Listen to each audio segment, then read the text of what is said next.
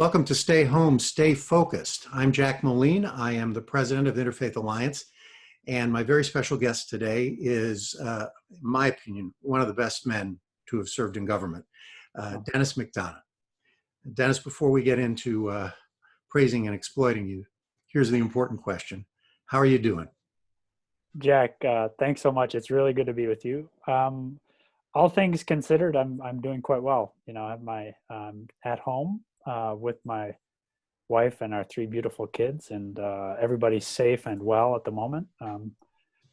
They're obviously involved in this national/international experiment on online learning, where there's a lot of online. I don't know how much learning, but so far so good. So thanks for asking. Thanks be to God, we're good. You're in South Bend, Indiana, is that right? No, right now I'm in Tacoma Park, Maryland.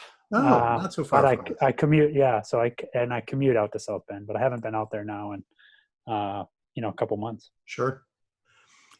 So we're going to talk about the work you're doing, but one of the things I'm always interested with people I talk with is how you're keeping your focus in this time when, of course, everybody's primary concern is their own health and the health of their loved ones.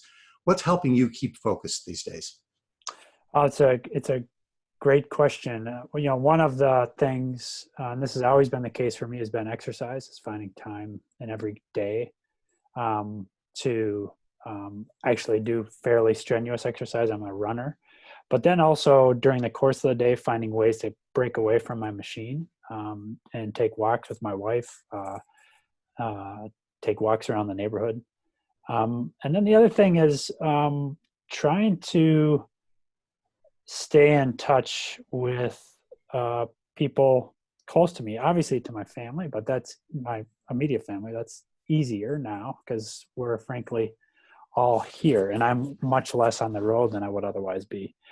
But also my extended family. I have 10 brothers and sisters, and so that's that's a good part of every day. That's to the reach week. 10 people. Yeah, totally.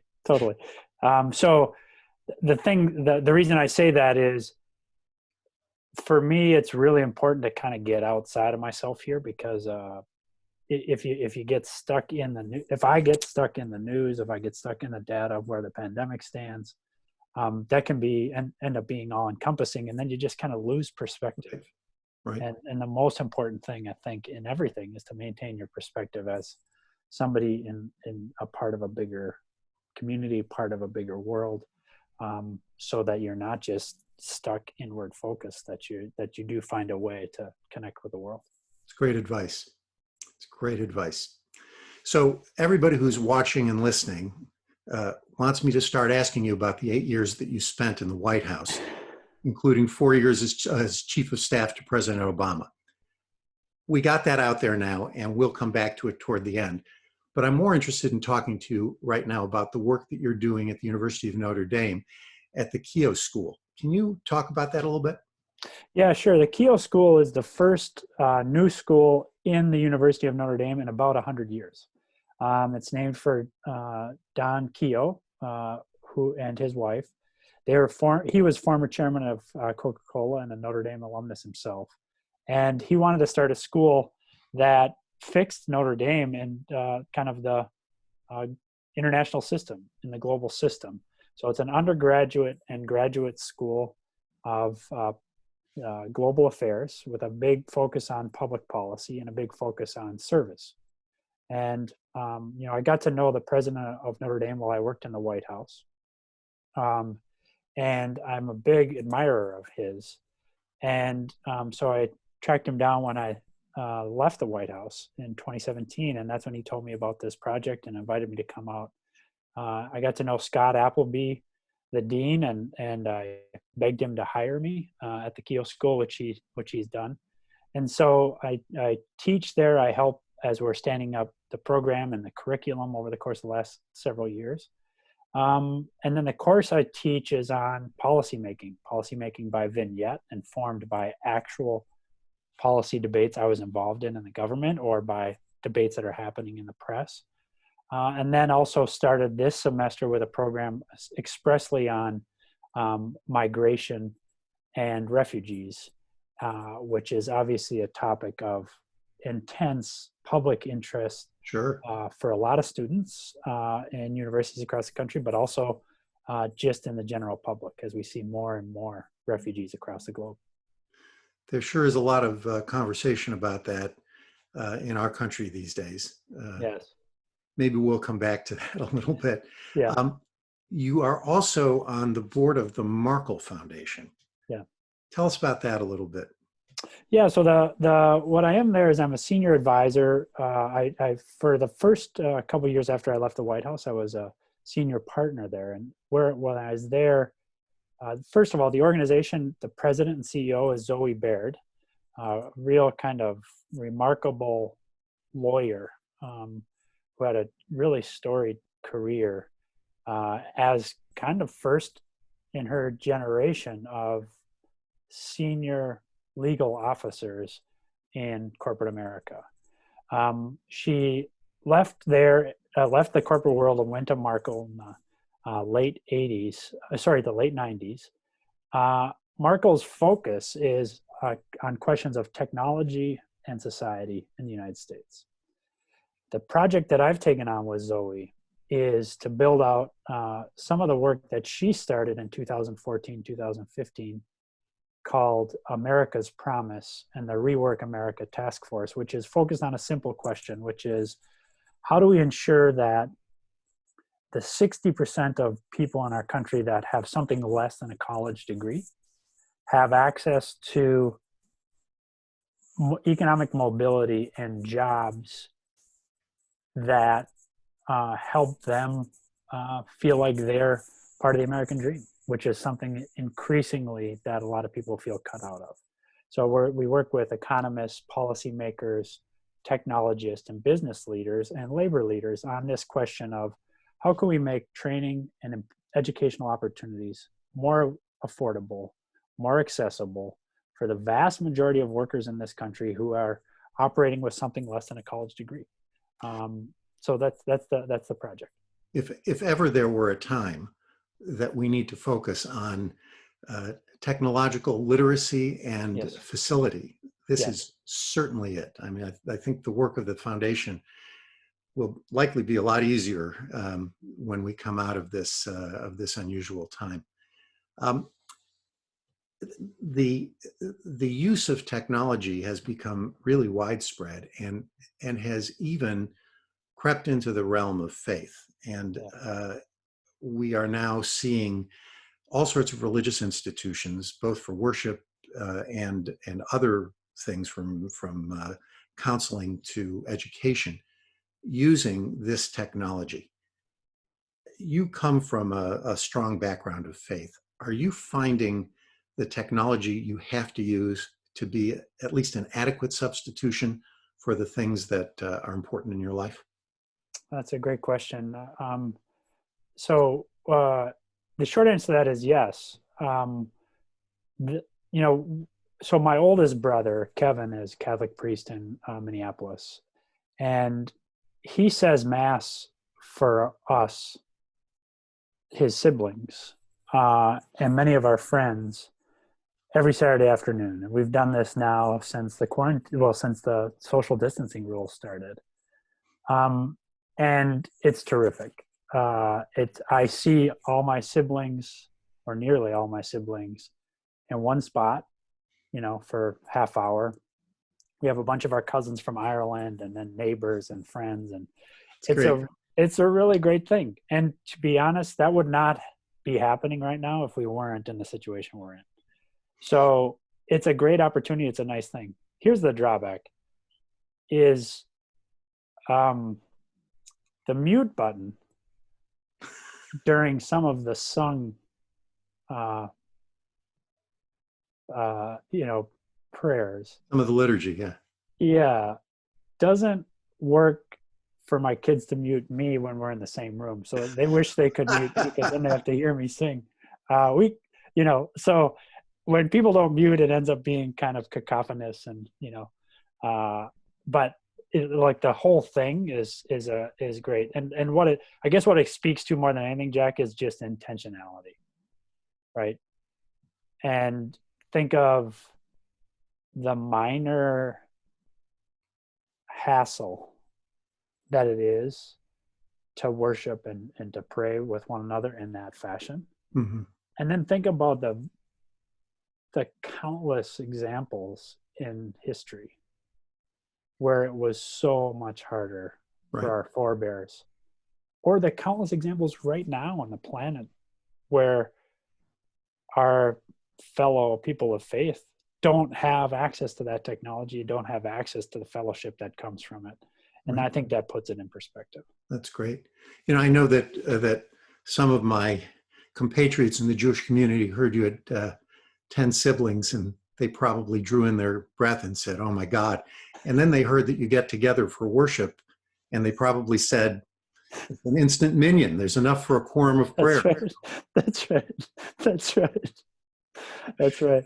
Well, the gospel last week was the um, attestation that, whenever more than two of you are gathered in my name, I'll be there. There you go. And There you go. and it doesn't say that you have to be in person. And that's the situation we find ourselves in. I'm relatively certain it also doesn't specify Zoom, Facebook, or Instagram. So That's true. That's true. Although it might rule out, certain other technologies. right.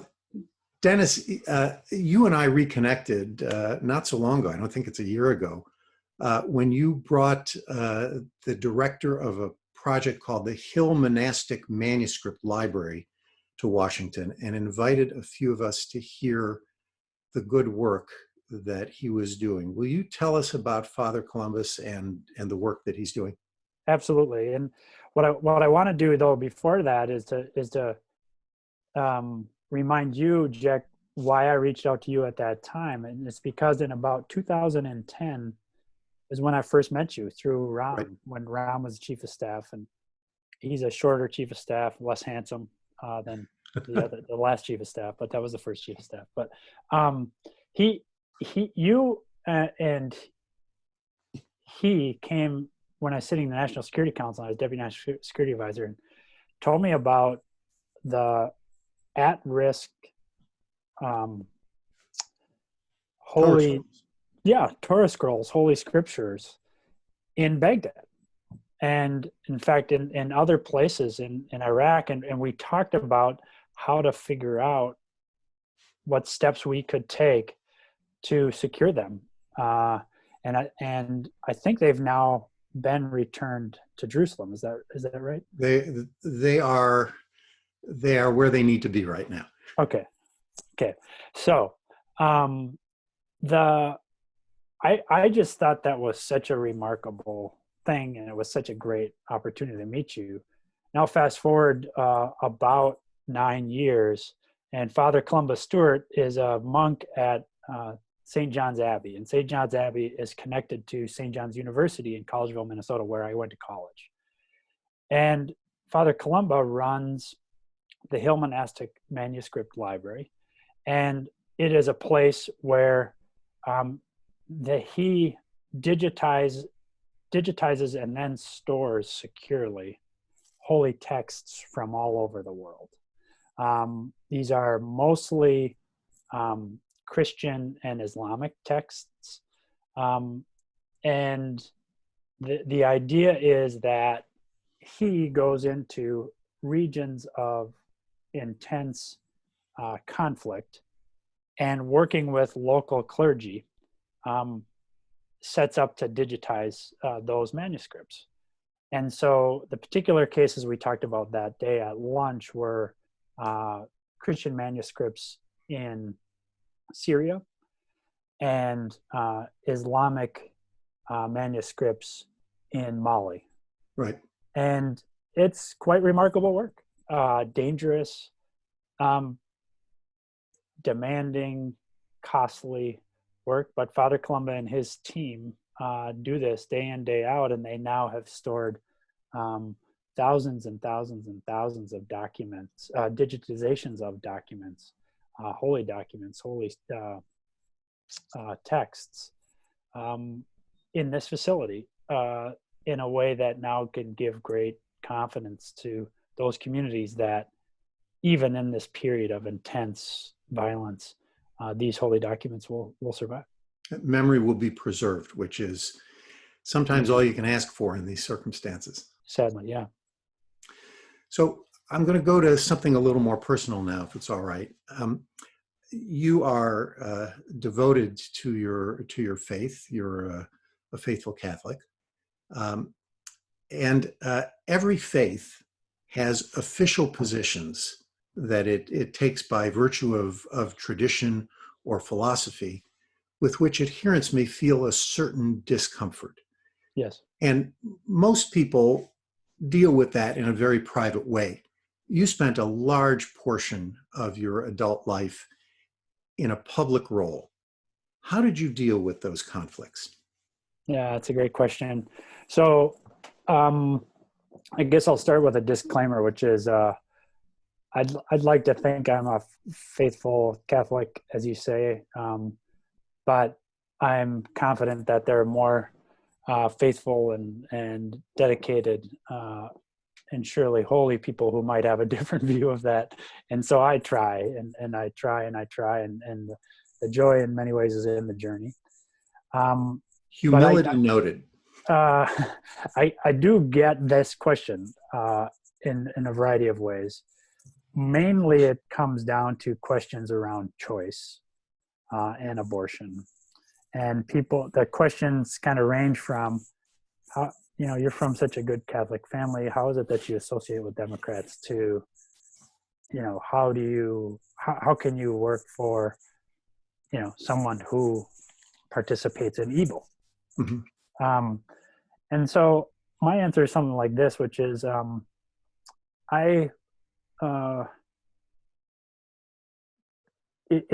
if I want to make every decision, I should run for the office to get the ability to make the decision. There you go.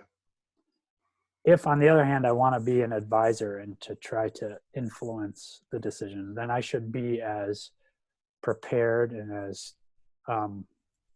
understanding of my position as I can be. And when I go into a debate, I should argue and fight that position vigorously. And every job that I've had when I've been in Washington, I've had that ability to make my argument. And in fact, I think with President Obama, oftentimes he sought out my position because of what he thought about what I might think about an issue, partly informed by the values of how I grew up and of my faith. So not only was I disregarded, not only was I not disregarded for my views, but I was oftentimes sought out to make those views known. And what a blessing and what an opportunity to be able to do that. It's a great answer and a great insight, Dennis. Yeah. Thank So you. I don't expect to win every that. debate, right? If I win every debate, well, then I probably am working in the wrong place. So following along that line a little bit, generically speaking, not talking about this or any other circumstance, what do you generally advise someone who is taking a position as a chief of staff to somebody prominent who comes to you and says, Dennis, what do I need to know? What's the first thing they need to know? Yeah, the first thing you need to know is the chain of command. Especially in, so let me put it this way. Jim Baker, whom we all, as White House chiefs of staff, reach out to, and he's inevitably very gracious and takes the calls and gives good advice. He said, listen, Dennis, you'll be fine if you focus on the of staff and you disregard the chief. And the point is that, you're first among equals, but you're among equals. And this is a two-way street as chief of staff, which is, yeah, you're chief of staff of the president, but you're also chief of this team that's running really hard every day. And so the extent to which you can keep perspective that you are first among equals, you're only as good as that team and how well it functions. And you're only good to the president if he has confidence in your forthrightness and your candor, and that you're accurately reflecting where the team is. And so you got to stay close to your people. You got to make sure that you understand that. But the other thing is, well, I'll just tell a quick story. The first week I was chief of staff, I got a call about lunchtime from the president or from the president's secretary. She said, the president would like to see you. He's in the private dining room. I said, great. So I checked his schedule to see, so I was thinking it's lunchtime and maybe he's inviting me to lunch. So I checked the schedule, and on the manifest, there's nobody else. He's eating alone. So I think to myself, naturally, I've just been invited to lunch. So I think this is great. So I walk down the hall, go through the oval into the private dining room. I sit down or I didn't sit down. I walk in, the president's seated. There's one place setting, it's in front of him. And he directs me to sit down. Didn't invite me to sit down, directs me to sit down. And I quickly realized that I'm not there to eat. I'm there because I'm on the menu. And boy, he gave it to me good that day, Jack. I'm not sure why, but he was really upset with me. And at the end of it, I thought to myself, boy, what a mistake that I let myself believe I was going to lunch with the president, that I fundamentally fumbled the most important job I have as the president's chief of staff, which is I need to tell him what he needs to hear, not what he wants to hear. And so after he gave it to me, what I should have done is I should have said, okay, now that you got that off your chest, Mr. President, I got a couple things for you too. Right? But I was so starstruck about going to lunch in the private dining room that I completely lost track of my responsibility. And if you do that, then you're not serving him well. So the two things are, watch out for your team, recognize you're part of the team, that you only succeed because of the team. And the other thing is, you got to speak truth to power. Great. Dennis, I have 1,000 more questions for you, but we are at the end of our 20 minutes, and I am so grateful that you took this time away from your family, although you may be grateful for a little time away. Well, they may be. Thank you for being with us today. I hope you and your family stay well. And to all of you who are watching and listening today, stay home and stay focused. Thanks, Jack.